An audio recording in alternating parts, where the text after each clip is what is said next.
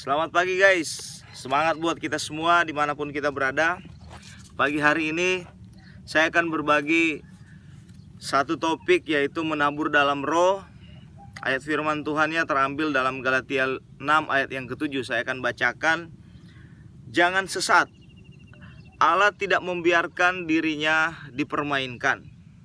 Karena apa yang ditabur orang, itu juga yang akan dituainya. Sebab barang siapa menabur dalam dagingnya, ia akan menuai kebinasaan dari dagingnya. Tetapi barang siapa menabur dalam roh, ia akan menuai hidup yang kekal. Nah, Rasul Paulus sudah tegas berkata kepada jemaat di Galatia, di pasal yang kelima ayat yang ke-19, Rasul Paulus berkata bahwa keinginan daging telah nyata. Jadi keinginan daging itu sudah nyata guys. Di dalam segala tekanan, dia nyata. Walaupun tidak ada tekanan, dia juga nyata. Ada dua respon yang saya akan sederhanakan, di mana setiap orang percaya yang menabur di dalam daging. Respon yang pertama adalah safety player. Apa itu safety player? Cari aman. Di dalamnya ada mementingkan diri sendiri, tidak mau diatur, tidak mau dinasihati, memperkaya diri dan lain sebagainya. Ini orang-orang yang safety player, cari aman, camat. Dia mencari selamatnya sendiri, tidak mau berbagi dengan orang lain. Dia mau menangnya sendiri guys. Tapi saya percaya teman-teman yang melihat video ini, saya percaya semuanya tidak seperti itu. Yang kedua, respon yang kedua adalah overconfidence. Apa itu overconfidence? Dia percaya diri yang berlebihan. Artinya di dalamnya dia sombong, dia tidak mau diatur, mau menang sendiri, merasa dirinya lebih benar dari orang lain, bahkan merasa dirinya lebih benar dari firman Tuhan guys. Tapi saya percaya teman-teman yang menyaksikan video ini tidak seperti itu ya. Saya percaya kita semuanya baik. Nah, ada juga orang Kristen yang meresponi kedua hal ini. Dia safety player dan dia juga overconfidence. Nah, ini keinginan daging yang seperti ini telah nyata. Walaupun tidak ada tekanan, dia sudah nyata di dalam kehidupan kita. Dia nyata di pribadi kita. Keinginan daging ini nyata di dalam hubungan suami istri. Dia nyata di dalam komunitas gereja. Dan ini yang membuat kita selalu konflik, membuat kita selalu bertengkar. Keinginan-keinginan daging yang seperti ini. Untuk itu kita jangan menabur di dalam daging kita guys. Kita harus menabur di dalam roh. Nah, keinginan daging yang seperti ini akan membawa kita kepada kebinasaan, kata Rasul Paulus. Ya, kebinasaan, keinginan ketika kita mengaplikasikan, mempraktekkan segala keinginan daging, kita akan menuai yang namanya kebinasaan. Ya, mungkin yang binasa adalah karakter kita, potensi kita akan mengalami kebinasaan. Kita mungkin akan mengalami satu penurunan rohani di dalam kehidupan kita. Ya, mungkin hubungan kita dengan istri tidak maksimal, atau dengan suami tidak maksimal, hubungan kita dengan anak-anak tidak maksimal. Karena menuai dalam kebinasaan, karena kita menabur dalam keinginan-keinginan daging. Mungkin di dalam hubungan sesama kita selaku pemimpin, ya karena kita menabur dalam daging, ya kita menuai kebinasaan di dalam hubungan tersebut. Karena yang kita tabur adalah segala keinginan daging, segala keegoisan, merasa diri lebih benar, atau kita mementingkan diri sendiri. Kita mulai mengumpulkan harta, mulai mengumpulkan aset-aset, dan kita tidak mau berbagi. Nah, kita akan menuai kebinasaan, kata Rasul Paulus. Jadi ini sangat berbahaya menurut saya di dalam setiap kehidupan kekristenan kita. Jadi saya mendorong kita untuk kita jangan menabur di dalam segala keinginan daging. Karena keinginan daging ini akan membawa kita kepada kebinasaan rohani, di mana kita juga tidak peka dengan suara Tuhan, dengan tuntunan Tuhan di dalam firman-firman Tuhan. Nah, jadi bagaimana? Kita harus menabur di dalam roh. Nah, bagaimana menabur dalam roh?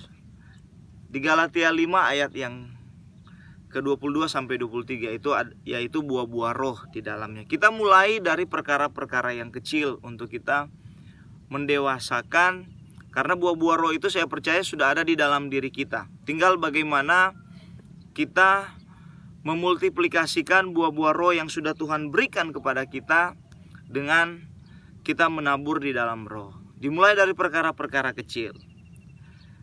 Yang pertama adalah mungkin kita melakukan doa dan puasa. Karena doa dan puasa itu bukan satu tuntutan, bukan suatu Taurat, tetapi doa puasa itu saya percaya itu adalah kehendak Allah. Saya percaya orang yang melakukan doa puasa itu dia sedang melakukan kehendak Allah. Dia tidak melakukan keinginan-keinginannya sendiri. Karena tidak mudah untuk orang berdoa dan berpuasa, menahan lapar. Menahan lapar itu kita sedang menyalipkan segala keinginan-keinginan daging kita. Keinginan makan kita, sarapan kita di pagi hari, makan kita di siang hari, kita sedang menanggalkan itu, segala keinginan-keinginan daging tersebut. Itu adalah perkara-perkara yang kecil dengan kita melakukan doa dan puasa. Melatih diri kita untuk kita punya penguasaan diri dari minum-minuman yang manis dan lain sebagainya. Nah, mungkin kita akan melakukan perkara-perkara yang kecil ini di dalam kehidupan kita, menabur di dalam roh, doa dan puasa. Dan yang kedua, kalau menurut saya melakukan menabur di dalam roh adalah kita melakukan firman Tuhan, membaca firman Tuhan, merenungkan firman Tuhan. Karena firman Tuhan itu adalah ketopong keselamatan dan pedang roh di dalam hidup kita. Setiap hari kita bersekutu dengan Tuhan, kita membagikan firman Tuhan di dalam kehidupan kita sehari-hari, di sosial media dan dimanapun kita berada. Kita mau merenungkan firman Tuhan setiap hari, kita mau sejalan dengan kebenaran-kebenaran firman Tuhan. Saya percaya doa dan puasa itu ada tuntunan ilahi, dan firman Tuhan itu adalah ketopong keselamatan dan pedang roh yang Tuhan berikan kepada kita. Yang ketiga, mungkin kita menabur dalam roh, yaitu kita menolong orang lain yang membutuhkan. Artinya kita sedang memakai kasut kerelaan di dalam kehidupan kita. Yang keempat adalah kita memberitakan Injil Kristus. Injil Kristus adalah perisai iman di dalam hidup kita. Jadi marilah kita mulai menabur di dalam roh, di dalam setiap hari, di dalam kehidupan kita. Karena keinginan daging itu telah nyata di dalam hidup kita, guys. Jadi kalau kita masih menabur di dalam daging, kita akan menuai kebinasaan. Sedangkan kalau kita menabur di dalam roh, kita akan menuai hidup yang kekal. Artinya guys, ketika kita menabur dalam roh, kita tidak pernah mengenal musim menabur.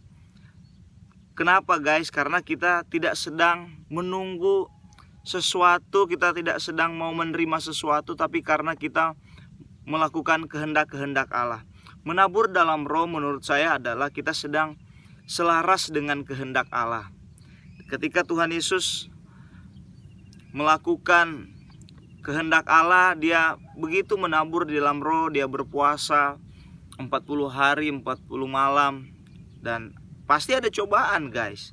Karena keinginan daging dan keinginan roh itu tidak sinkron dia. Jadi ketika saya berkata pun kepada teman-teman sekarang ini, mungkin keinginan daging saudara mulai komen, mulai berkata-kata, sok suci lah, sok rohani lah, melakukan doa puasa. Apa itu doa puasa? Ya karena keinginan daging tidak mau disangkal, tidak mau dipersembahkan. Jadi kita harus mempersembahkan segala keinginan daging kita itu kepada Tuhan dengan menabur dalam roh, yaitu doa dan puasa. Kita merenungkan firman setiap hari, kita mulai menolong orang lain yang membutuhkan, kita memakai kasut kerelaan, kita mulai memberitakan Injil Kristus, kita mulai memakai perisai iman setiap hari. Jadi guys, biarlah pagi hari ini apa yang saya sampaikan bisa memberkati kita semua, dan saya percaya kita rindu untuk terus menabur di dalam roh bersama dengan Tuhan Yesus Kristus. Karena dia adalah teladan kita, dia adalah keselamatan kita, dia adalah pusat kendali hidup kita di tempat ini dan di dalam kehidupan yang kekal yang akan disediakan bagi kita. Terima kasih pagi hari ini, semangat buat kita semua, Tuhan Yesus memberkati.